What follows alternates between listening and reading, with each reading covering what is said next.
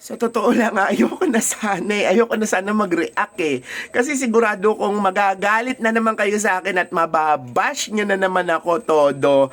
Kasi nga, para kasi talagang may iba akong nararamdaman eh. Hindi ko, ang hirap sa nagkakaedad. O yan ha, inaamin ko matanda ako, wag nyo na ipangalandakan. O, gusto nyo pangalandakan, totoo naman eh. Ang hirap kasi talaga sa nagkakaedad. Parang nakaka-concern lang kasi, nakakapag-alala. Kasi kita nyo naman yung followers niya, napakarami. Tapos ina-idolize siya. Tapos ganun yung method niya ng pakikipaglaban, di ba? Parang hindi niya kaya ng derechahan. May point si Mother Christie, promise. Kasi halos lahat ng sinabi niya kay Vice ganda, direkta niyang sinabi, pinangalanan niyan. Matapang, may prinsipyo.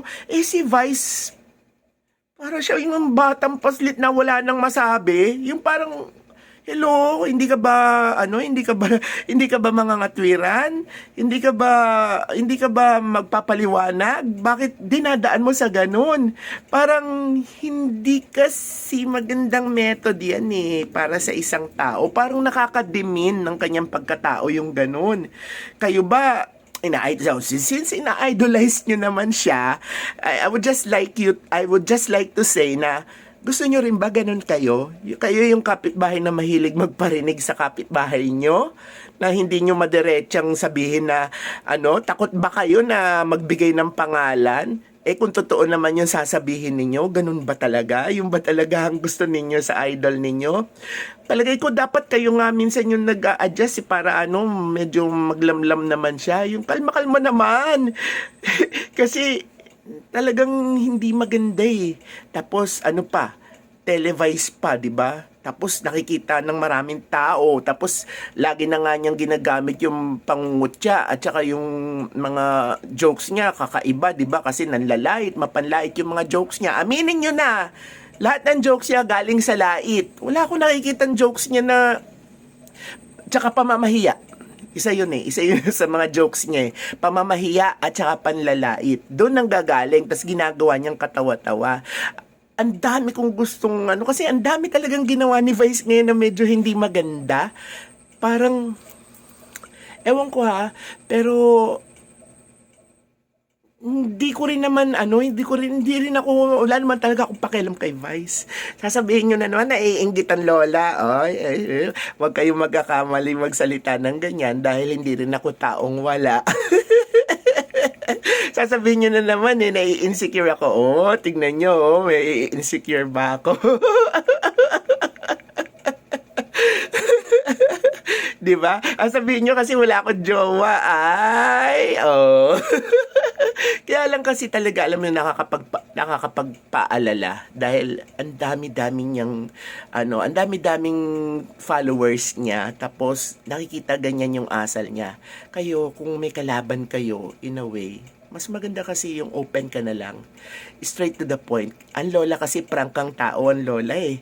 Hindi ko ugali yung ganun. Pag galit ako sa'yo, sasabihin ko sa'yo. Kasi diyan matatapos yung away nyo at alitan nyo eh kapag ka nagprangkahan kayo.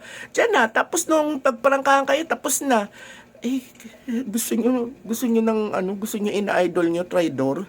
Gusto nyo ina-idolize nyo, parang hindi makapagsalita ng derechahan sa kaaway niya? Diba? Parang, iba patalikod at saka patagilid. Tapos, para siyang yung bata na wala nang ikakatwiran, kaya nang uurat na lang. Alam niyo yon yung gumagano na bata, para siyang ganun. Nakakadimi ng pagkatao. Tapos, ang dami-dami yung uma-idolize sa kanya. Di ba dapat kayo ang concern? Di ba dapat kayo yung may malasakit sa kanya? Kasi idol niyo siya di ba? Kasi palagay ko matatapos lang ito kapag nagdirektahan na sila.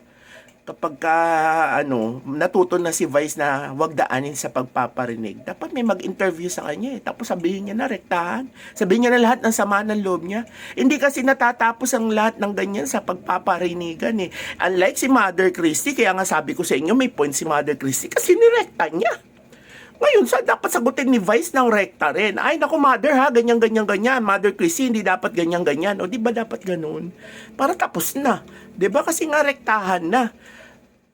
Ewan ko ha, parang Parang may something, alam kong magagalit kayo sa akin, alam kong ibabash nyo ako, pero enlightened me ha, enlightened me sa comment section. Paliwanagan nyo ako, pero para sa akin kasi alam nyo, sabihin na nating matanda ang ugali ko, matanda ang senaryo ng pagkatao ko, ganun kasi ako, prangka ako.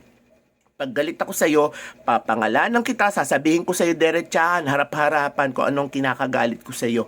Kasi ang hirap niyan, tapos sasabihin nyo, hindi siya malungkot, hindi siya apektado. Kaya ganyan yung inaasal niya, yung nang-aasar siya.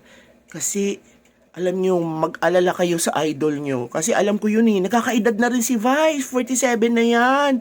Going 48 na nga yan eh.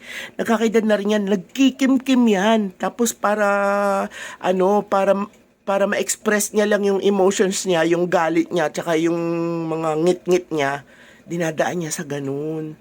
Kayo ang dapat maging concern sa kanya. Hindi yan sasambulat. Kailan isang bulat yan, kumbaga sa bulkan, dinadahan-dahan niya eh. Ang hirap niyan pag nagkakaedad na.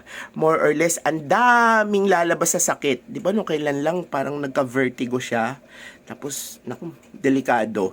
Ewan ko ha, in the coming future, malalaman nyo yan kapag hindi niya pa binago yung ways and means niya.